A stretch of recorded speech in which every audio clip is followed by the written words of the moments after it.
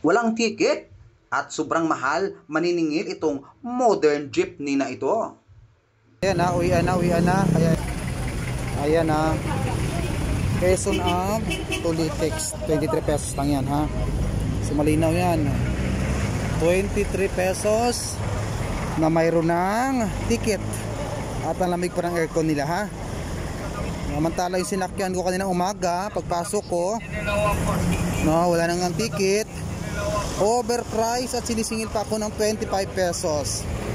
Ha? PM Jeepney ha. Attention sa inyo ha. Shout out PM Jeepney.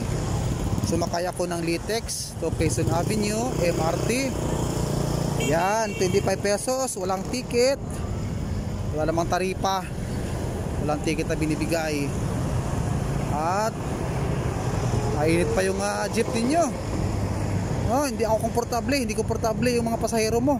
Pati estudyante nagrereklamo. Ha? Pakiayos na lang. Issue kayo ng ticket.